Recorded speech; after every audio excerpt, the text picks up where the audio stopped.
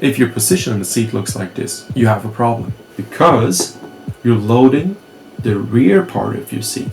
If you load the rear part of your seat, it means that your center of gravity and your center of stability and tension is here.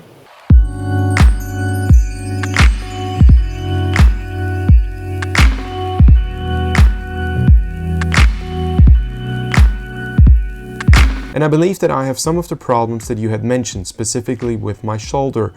I feel as if I took the catch with my upper body, shoulders and wrists, and I don't think that I really feel the hang with the lats. Any help is greatly appreciated. Here it is. Now, let's have a look at this. What do you guys think? Actually, it looks not too bad. This is pretty good.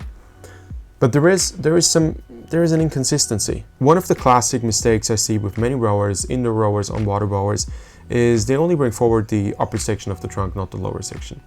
But the one thing that counts the most is the lower section of the spine. So instead of making this one compact unit, which still could see a bit of a hunch in the back, that's all right.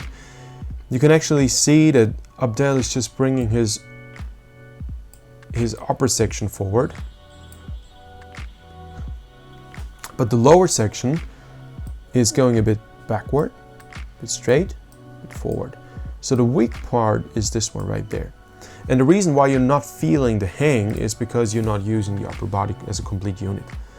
I see this with a lot of my athletes. So this is something you have to change first. How to start this and how to do it.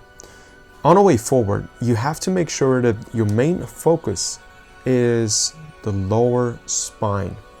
The lower part, so abdominals, everything around the belly button, this is where you have to go forward because this is the main pivot element. You know what makes rowing fast is a leg drive to lower torso pivot. This is what helps you to accelerate. It's not the shoulders. A lot of non-rowers who have never done any rowing think, rowing, your big arms, shoulders. That's a byproduct. The main part is legs, lower spine, legs, lower trunk. This is where you generate speed. Shoulders are usually actually in your way if you activate these at unnecessary points of time.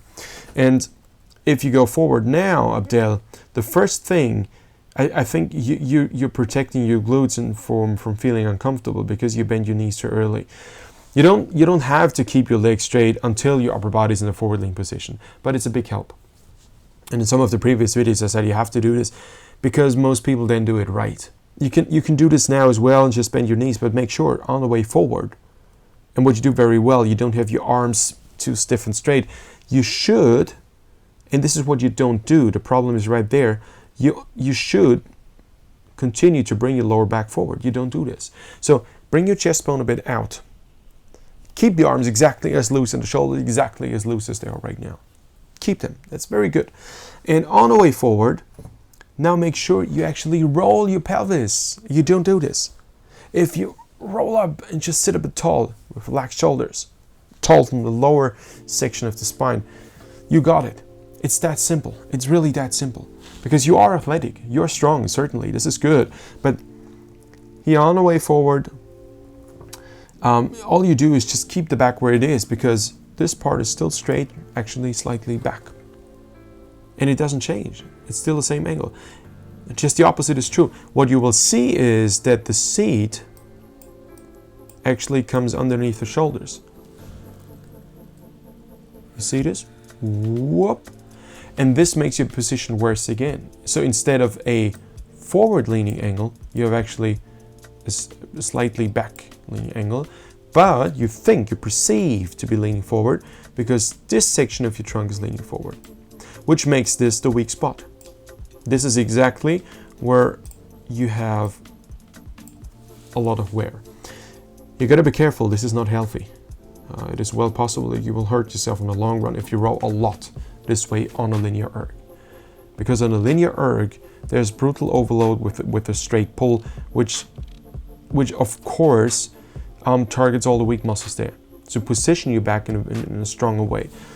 You can row on these ergs, that's no problem, but you got to position your back the right way. And I know some people comment, I row, I've been rowing for 5 years on these ergs, it's all good. Yeah, Congratulations. It's a difference if you row 5 times a week, 7 times a week, or like I did 12 times a week, 14 times a week for 1.5 to 2 hours on these babies, and then suffer from the pain you have. I'm 37 now, and I still have problems getting up in the morning. Sometimes when it's just my back hurts. I'm talking from experience. No, the problem certainly was that we did a lot of these erg sessions, and we simply overdid it. If you do it like once a week, twice a week for 5 years, come on, I mean, it's no problem. But if you do this like we did as professional athletes, it's a different game. So you always have to consider this. Good. With the nice drawing we have right there, let's follow the solution.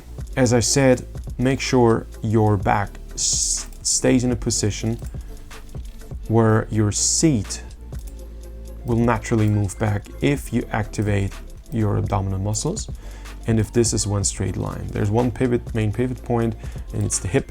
So make sure your entire back, instead of having your back like this, make sure you actually have one straight back like this, and make sure, or somewhat, make sure shoulder force straight works into the hip force. That's important.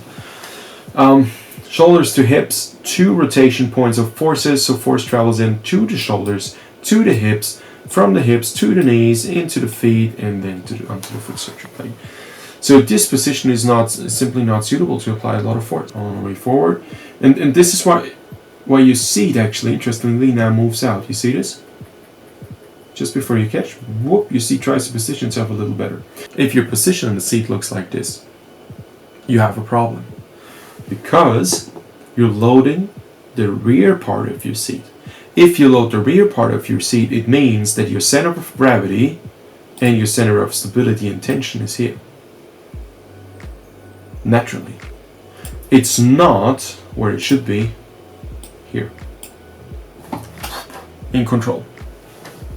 And therefore, when you start to apply force now, all the force that travels through your body travels this way, this way, this way, big point, that hurts, down here, down here, down here, down here, into the hip. It's like a snail, it rolls up, and this is why you don't get the feel of a hang. Right now, there's not a lot of, nothing's happening. You don't really apply a lot of force. Now is the first time you start to feel a bit of force. So this part here, it takes a long time to connect. And the reason why it takes so long to connect is because it takes a long time before the force travels through the body. It's actually very interesting. Very good stuff here. Look, you see that the force travels in this way. So, okay, rolls itself in. And proof for this is what the back does. Just a shoulder girdle. Have a look. If we follow the video a little longer, just watch this part right there. The first time there's full force connection, the body rolls up. Now, did you see this? It's almost lifting. Whoop. It's like whoop, whoop. Now during the middle drop, whoop. So because the point of rotation is here and not there. So you rotate around the midsection of your back. That's the problem up there. That's the problem. You gotta make sure that you rotate around the hip by positioning your body in a better way, as I've shown before. And I suspect that you're lacking a bit of core stability. Core stability is key for the erg massively. So working your core stability, maybe do one set of core, link to the videos right there, before you get on the erg. It just connects your peripheric muscle groups in a much better way and helps you to stabilize. And do one set of core afterwards. Just master this. If you follow the video more, you can see, whoop, now there's a bit of hip rotation, but there's no force anymore. If we saw your curves, your force curves, stroke is empty. It's done now. It's done. Abdel, don't get me wrong. You're rowing well, but not as quickly as you could. We look at this again. Whoop. Now it becomes obvious. Whoop. Is one of the quick solutions I hear often is don't bring your seat into the foot stretches so closely. Yes, but that's a symptom. It's a symptom of a lack of stability in the lower spine. One of the most overrated issues, I think, is where your seat is. It's a byproduct. It's not the cause. And it's the result of a bad position of the lower back. All right, guys, that's it. Hope it was interesting for me. Good stuff, Object. Thank you for sending this in. You are not the only person who has that problem. Loads of rowers and rowers have these problems. And if you have no coach, of course, how should you? Maybe you want to join us. It's the indoor rowing live sessions we do. Right now during lockdown, it's actually free. You can join us every Saturday. There are more sessions on Sunday and on Wednesday. And if there's more demand, I'm going to add more sessions throughout the week. So my plan is to do this almost every day of the week if there's enough demand there. So it's going to be live coaching. Usually there are 10, 15, 20 people online, and they give you technique feedback. So you do this, do that. There's a program. I'm coaching you through that session with live video coaching on Zoom. If you're interested, go to rmtraining.com and you find all the information right there. All right, guys, that's it. Girls, that's it. Ladies, gents, hope to see you in the next video. Have a good day. Bye-bye.